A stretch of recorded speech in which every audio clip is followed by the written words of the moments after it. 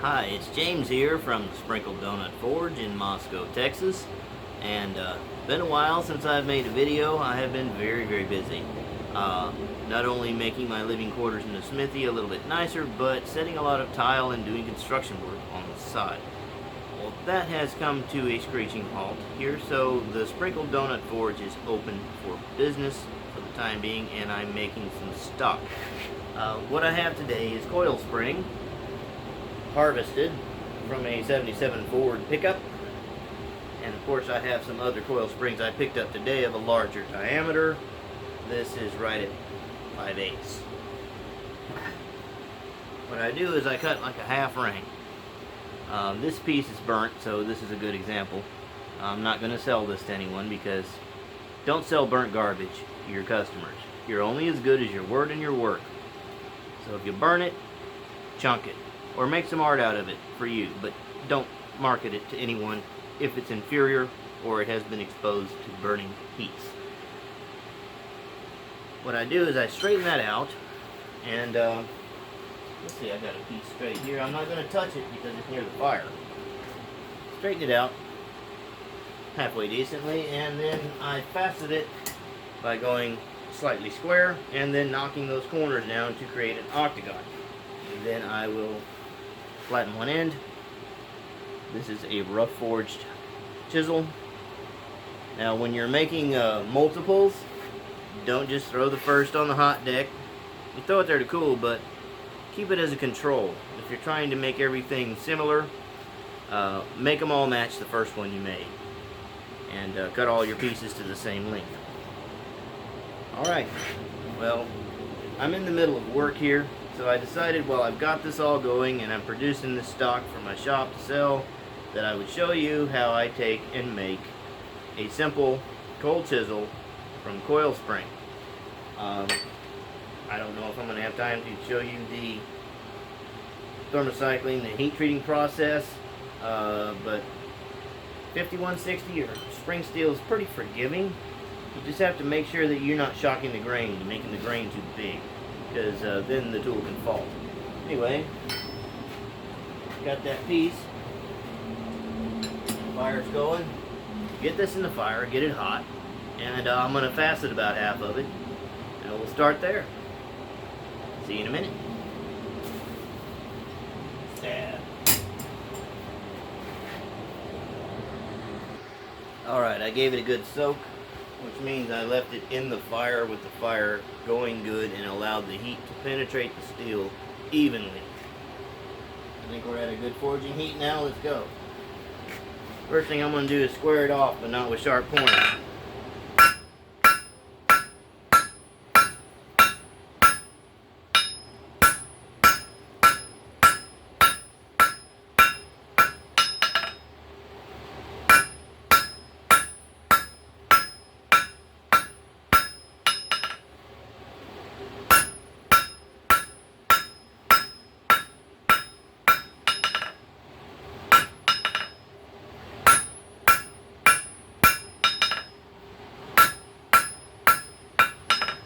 Now take the corners down flat.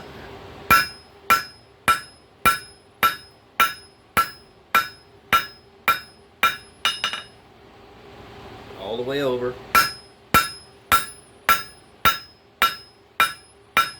On the bottom side, the anvil does some of the work for you.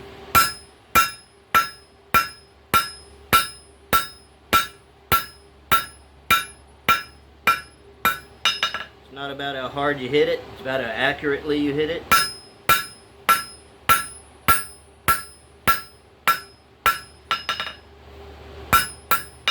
Kind of straighten the equation by touching off a facet here and there.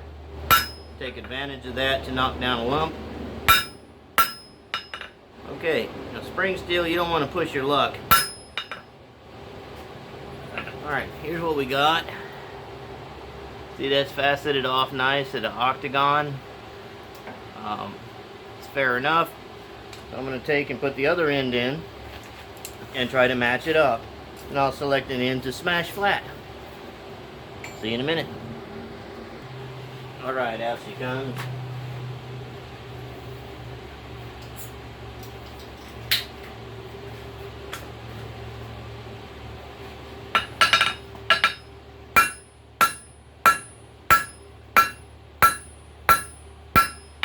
Not going to worry about smashing it flat right now. Trying to get a little bit of symmetry here.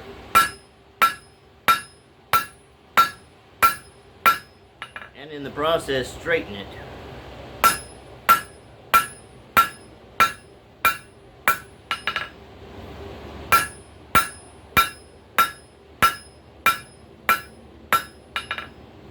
All the way over.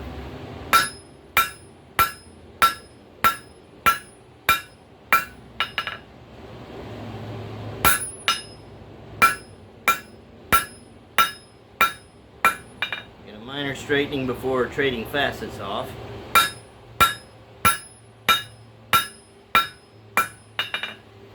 Now, try to straighten the entire piece as best you can.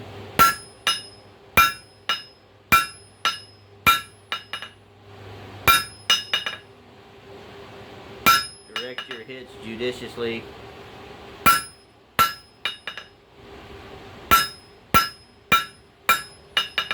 Little plainish.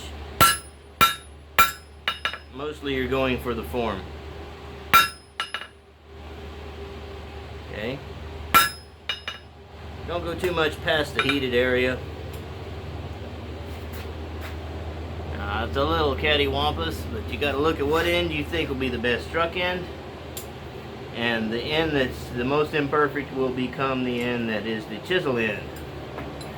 So that will be this end. I'm going to grab it here of what will now be the head. Heat this end up. We're going to smash it flat along with the widest facets. I like to do that so there's a wider set of facets. Good for a touch mark, and it helps you index the thing in your hand so it doesn't feel the same all the way around. You get the feel of your tool, and then it's easier for you to index it and control it. So being a little imperfect is sometimes the way to go. I don't know if you've noticed my apron's on vacation. This is an old pair of blue jeans that I had around. I cut them up and made me an apron. And it has pockets. So it looks like I'm kind of standing twisted backwards. Let's get this in there. We'll see you in a minute. Alright, let's make the chisel end. Could take a couple heats for this. Let's see. Start back here.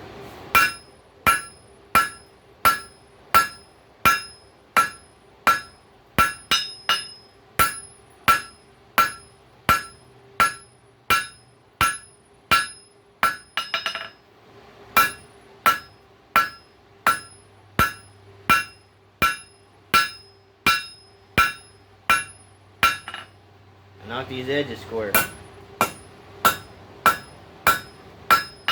It's going to cup it a little bit. Get it back on the flat.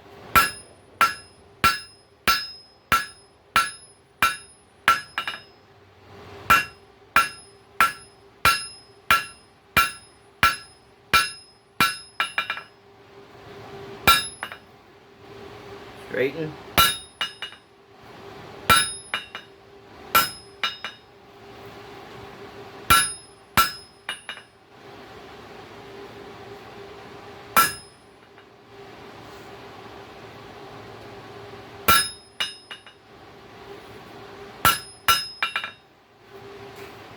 Check the control. Okay, it's a little bit flared out on the end here, so I'm going to put another light heat on it and kind of square that off. See you in a minute. Alright. That took about 45 seconds.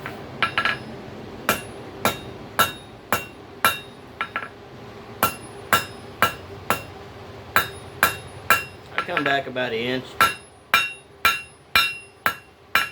Flatten her back out to get the cupping out.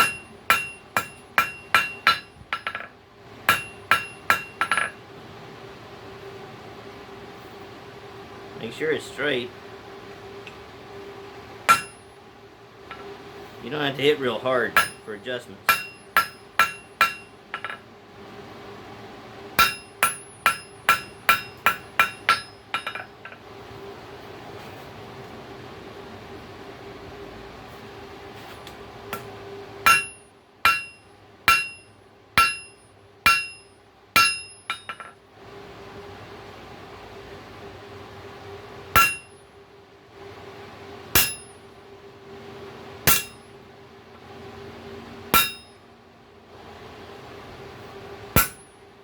Straighten. Okay, here you go. Now you're going to grind all that. You're going to put your bevels in with the grinder. You don't have to worry about this other end not being perfectly flat, because you're going to grind that and you're going to put a little bevel on it. It's rough forging. But while you got the forging going on, go ahead and heat up this struck end and put in your touch mark if you got one, or you want to put one, or numbers, or whatever kind of inscriptions you want. And it gives you one more chance to straighten the struck end, because it is a little bit droopy this way. So let's get that hot, straighten a little bit, put the chain over it and touch mark it, and we'll talk a minute and we'll be done. See you in a minute. Do a little bit of quick straightening.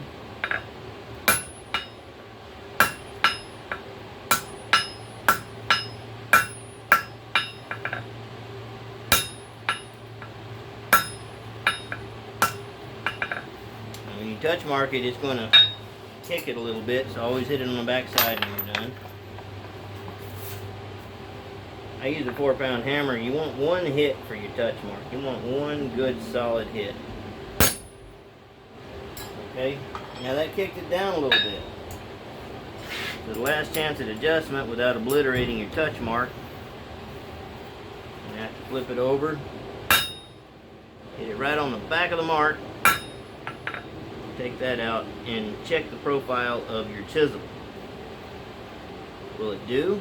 Is it straight enough? Well, you got a little glow. Do you need to touch anything off? Think about all that. Now you won't see me handling this because it's really hot.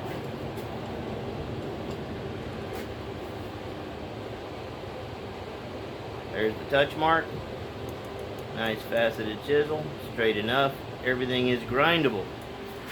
So you have your rough forged spring steel cold chisel. Let me put it over here with the other 6 that I did. 7 total. I burned 2. I had a visitor, a young man. He was very inquisitive. So naturally I didn't pay attention. Well, that's me making the chisel. Here's one that's not hot. The control, the first one I made.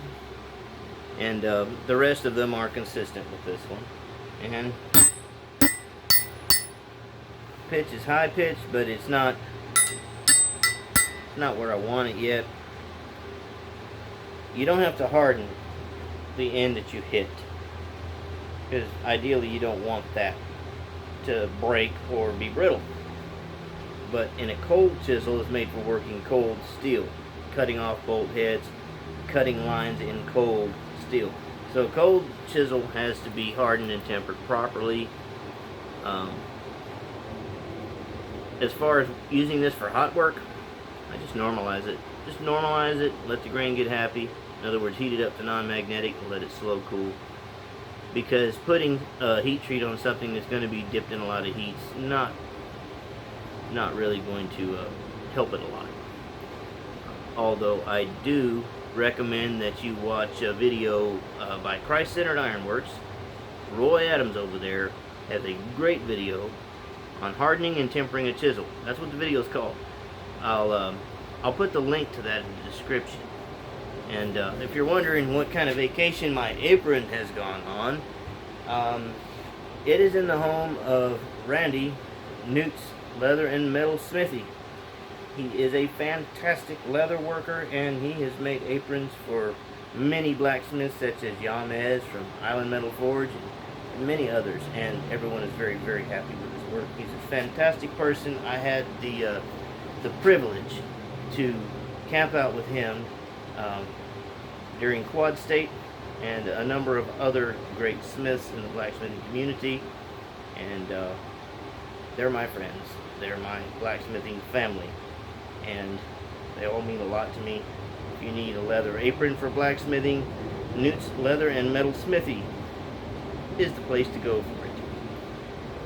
Anyway, I've got to make a couple more of these, and then I've got to go through the grinding processes, and then I've got to go through the hardening and the normalizing and all that stuff, and thermocycles, and then bake them in the oven for a couple hours at 400 degrees to get them tempered like I want them.